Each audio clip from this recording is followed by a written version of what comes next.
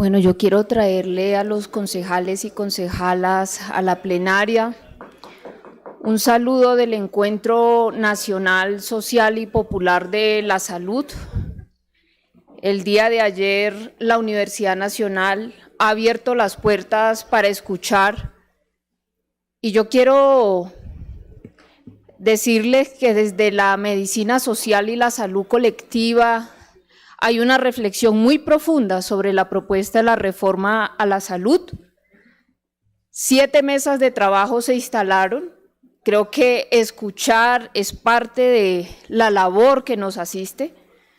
Estuvo ayer el ministro de Salud, el viceministro de Salud Pública, la academia, los sectores sociales, y me parece central que podamos darle prioridad a este debate, sobre todo porque Bogotá hoy tiene enormes desafíos. Por ejemplo, concejal Leal, usted que ha venido organizando los debates con respecto al tema de administración y gestión de recursos en salud, modelo de atención y de redes de servicios, formación de los trabajadores de la salud, territorio e interculturalidad, condiciones laborales en salud, participación y veeduría en el tema de salud, ruralidad y paz.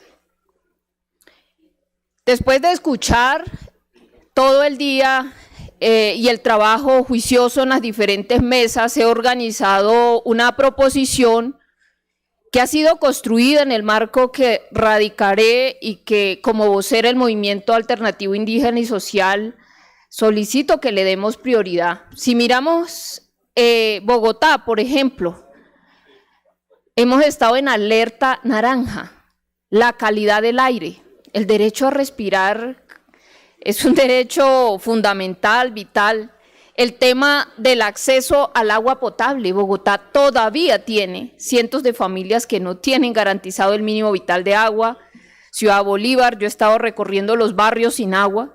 El tema del crecimiento de los índices de desnutrición no es un problema en La Guajira, ¿no? Es un problema que hoy tenemos aquí en el Distrito Capital y que tiene que ver con las determinantes sociales de la salud.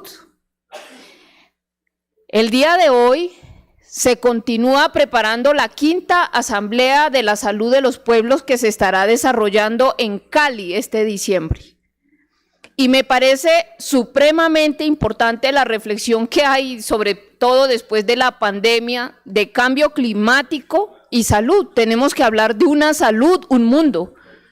Unir saberes. La salud humana depende también de la salud de los animales, de la salud del territorio, y saludar la participación muy activa de los sabedores y sabedoras de los distintos pueblos que han hecho presencia.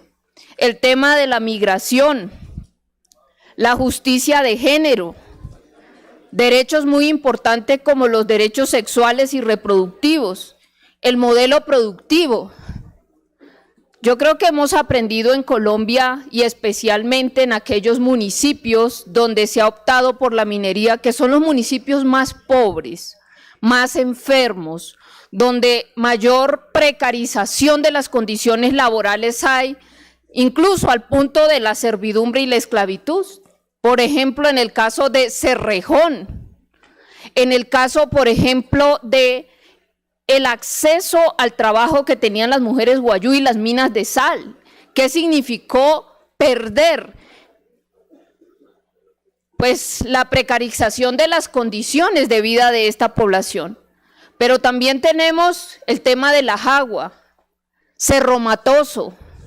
Entonces yo hoy considero que es un momento histórico de pensar en una reforma que nos permita abordar cambios y cambios estructurales, no solamente de cómo avanzamos en un derecho, y si ustedes se fijan, el movimiento social por el derecho a la salud es antes de la Constitución Política de 1991.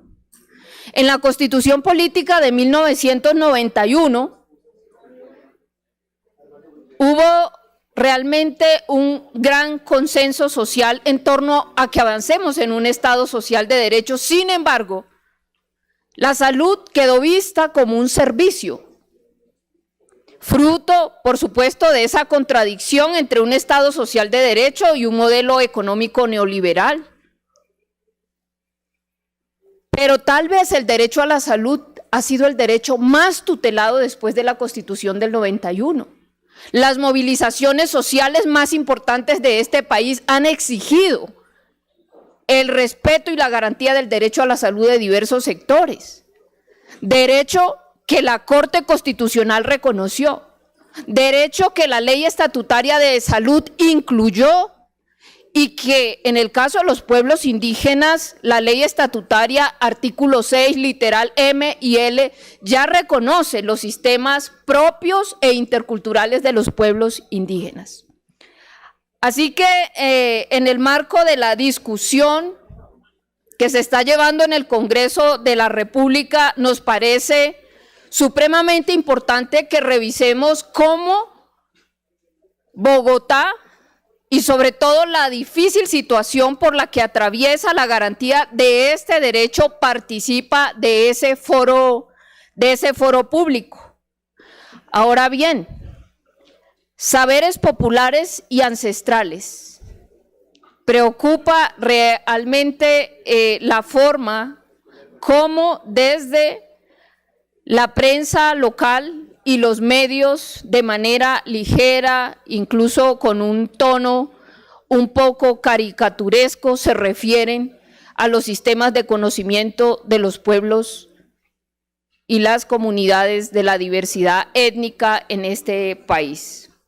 Así que me parece supremamente importante el paso de que la salud no sea vista como un servicio, la salud sea vista como un derecho. Y desde los pueblos indígenas, Constitución Política de 1991, 18 artículos, tal vez el único derecho en el que algo se ha avanzado ha sido el derecho a la salud. Pero esto no ha sido una concesión del gobierno. Esto ha implicado incluso muertos en las comunidades. Ustedes vieron que hace unos días asesinaron a un médico tradicional del pueblo Nasa en el Cauca. En el marco de este conflicto armado, la Corte Constitucional ha dicho que los pueblos indígenas están en riesgo de exterminio físico y cultural. Tal vez el problema más evidente es la situación de los niños menores de 5 años. 70% de niños indígenas menores de 5 años con desnutrición crónica. Si miramos la tasa de natalidad, de cada 1000 niños que nacen, mueren 250. Cuando uno compara estas cifras con el resto de niños del país, que es aproximadamente 19, encuentra las profundas brechas de inequidad. Entonces uno entiende aquí cómo se han afectado y se han destruido los sistemas agroalimentarios de los pueblos indígenas, por ejemplo, con la fumigación por glifosato en la Amazonía colombiana. El problema del suicidio de la juventud. Hace poco escuchaba aquí a Lembera y muchas veces no se comprende y ella me decía, es que ha llegado una enfermedad espiritual a nuestros pueblos, que es el arimbato, que en su lengua significa la desesperanza aprendida y que es el suicidio juvenil que se está dando en las zonas todavía donde hay conflicto. Entonces, pensar que hoy tenemos en Colombia razones jurídicas y políticas para avanzar en una epidemiología intercultural, en unas reflexiones que no solamente tienen que ver con el derecho a la salud de los pueblos, sino con una discusión sobre la salud pública. Y quiero dejar una pregunta. ¿Es posible hablar del derecho a la salud con destrucción a la vida, sin revisar realmente un modelo económico, sin revisar las causas de las determinantes sociales en la salud? Es que los pueblos indígenas no son pobres, tienen territorio, tienen cultura. La pobreza llega cuando se autoriza minas como el Cerrejón, cuando se les desplaza, cuando se les impone una cultura. Ahí empiezan a empobrecerse los pueblos. Cuando se contamina el río Atrato con mercurio, cuando se fumiga con glifosato. Entonces, por supuesto que participaremos activamente de la discusión en un derecho que es fundamental no solo para nosotros, sino para todos los colombianos. Y Bogotá debería priorizar urgentemente este debate, porque creo que hay muchos temas de la reforma que en Bogotá, de esa manera le he propuesto a la bancada del pacto, que asistió allí el representante de la Cámara, Gabriel Becerra, a la senadora Aida Bella, que podamos realmente habilitar unos espacios para mirar la situación de Bogotá. Gracias, señor presidente.